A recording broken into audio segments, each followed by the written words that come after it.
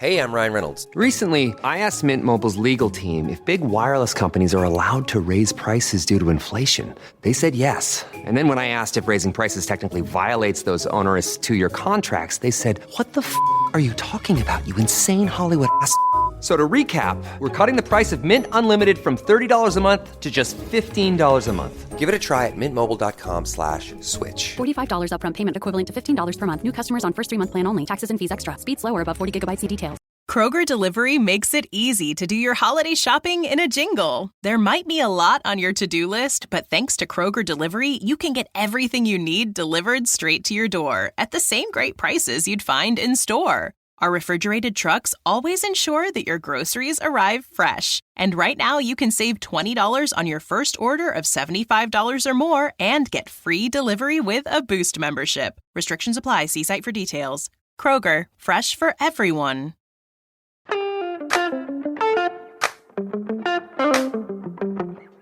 Welcome to I Don't Need an Acting Class with Milton Justice.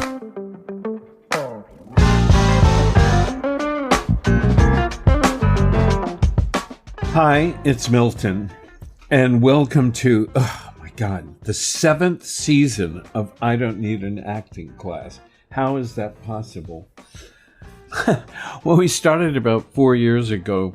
It was all because Walker Vreeland, my friend and producer, was reading a draft of my then not published book, and he said, "Oh, this should be a podcast." And I had no idea what that was or what it would entail, but I started recording, and then the pandemic hit, and then I was teaching over Zoom.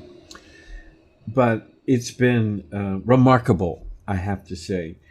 The idea that the podcast has reached so many of you in so many different places. I'm stunned still that we hear from people from everywhere, and that I end up with a class over Zoom that has this time someone from Brazil, someone from Athens, someone from Israel, someone from Canada, and of course, many people from New York.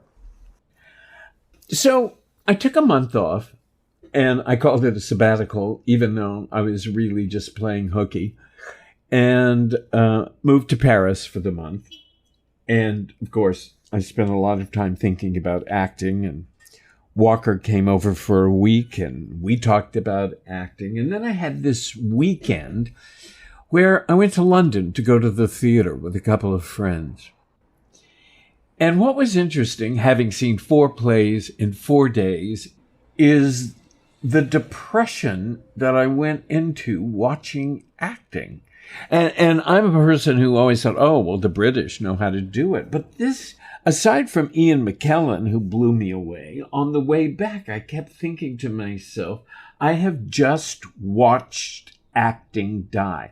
And really, aside from a matinee performance we snuck into at the Globe Theater, it's like the acting was mediocre at best. I mean, and some of the worst acting I've ever seen in my life.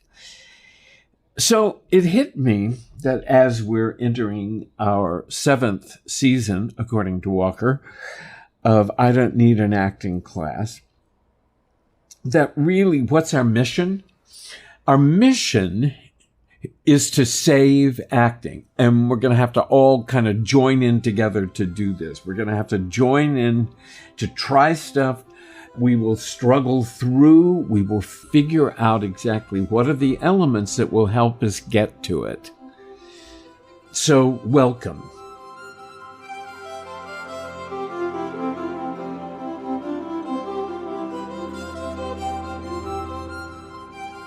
This is one of the things that we're missing.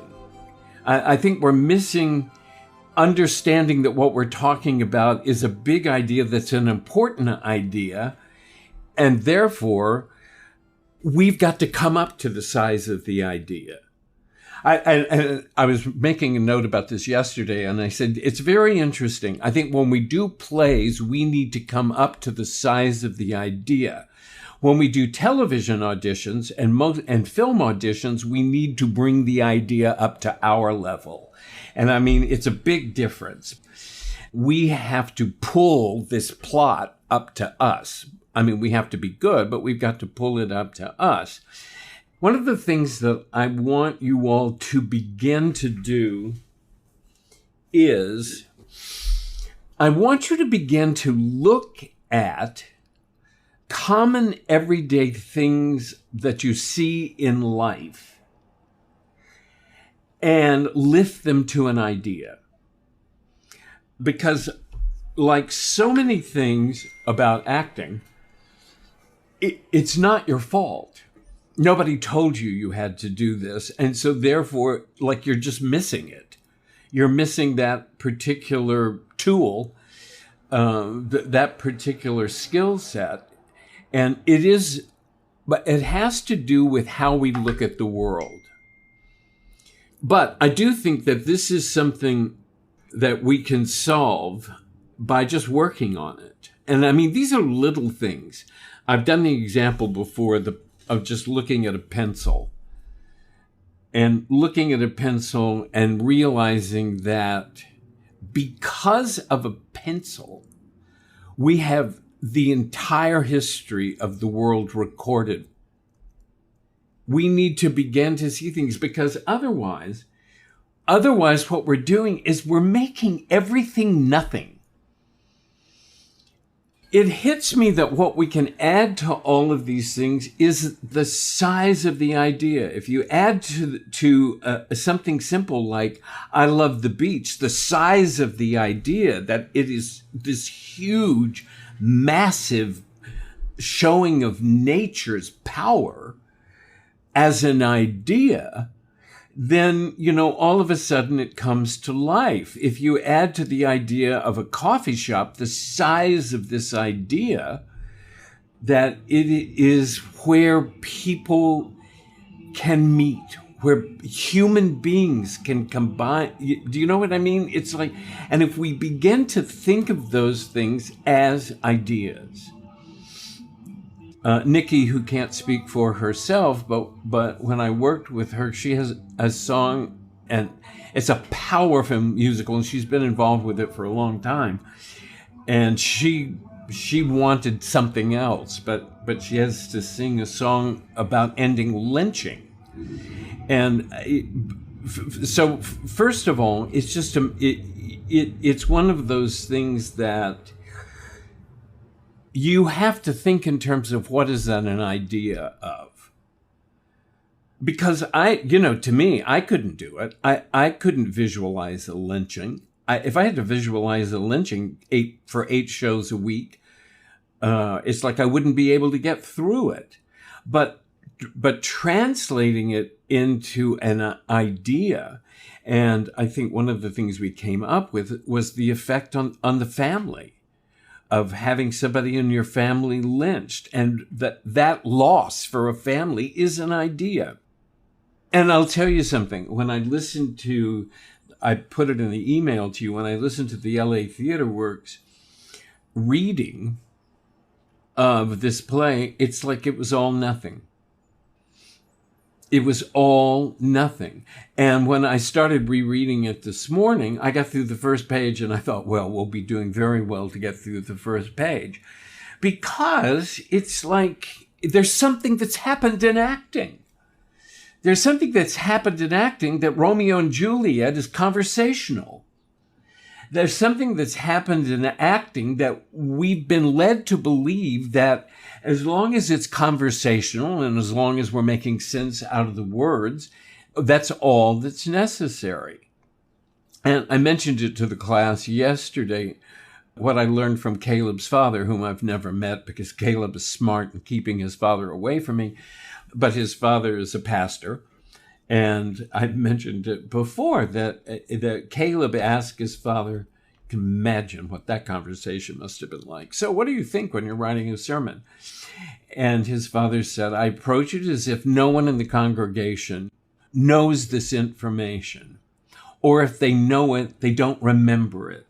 And I thought that really is a way we need to approach plays. We need to approach plays that we have an understanding that other people in the audience do not have. That we are letting them in on this idea that they would not know if it weren't for us. And I think that's important. And when you do an exercise where you're talking out, what you really want to aim for is that you know something that no one else knows. It's the reason that I keep saying to us, we have to stop being an audience. We're not allowed to be an audience when we're actors.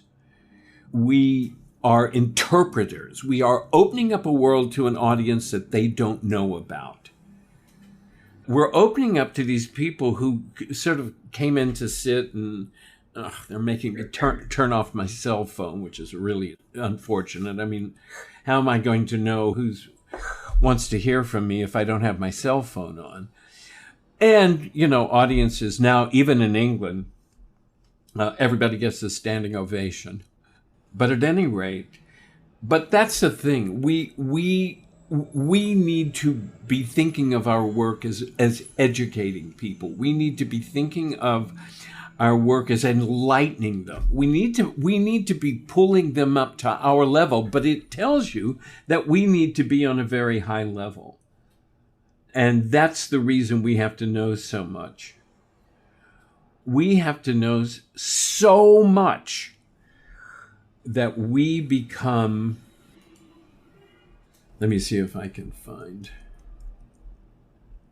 Shaw has a wonderful monologue about the theater, which I'll never find, which is too bad. Trudy, where's my Shaw monologue? Oh, anyway, all right. Lawrence, Trudy is my fantasy assistant.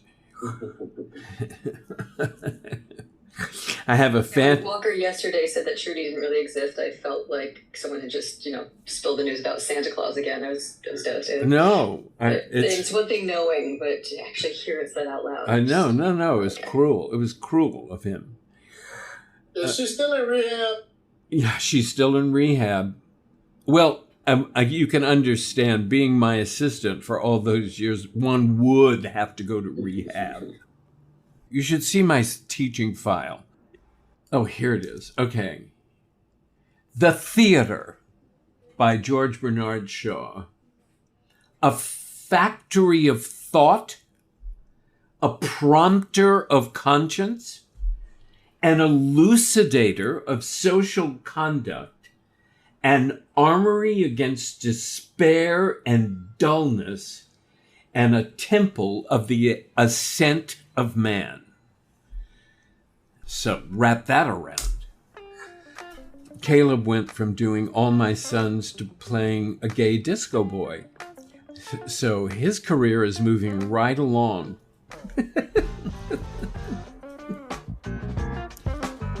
Hey, everybody. So glad to have you back here on the pod. I Don't Need an Acting Class is hosted and created by Milton Justice. Senior producer is me, Walker Vreeland. Director of online media is Evan Solers. And music by Shagoi. This is a free podcast, and we want to keep it that way. We don't ask for donations or anything like that. All we ask is if the podcast has spoken to you, if it's helped you as an actor or inspired you, if it's benefited you in any way, all we ask is that you write a review for us on Apple Podcasts. I Don't Need an Acting Class is brought to you by WeAudition.com, a full-service online platform for actors. Sign up today and get 25% off when you use the code ActingClass. Again, the website is called WeAudition.com. Thanks for being here, for coming back and joining us for the 7th season, and we'll see you back here next week.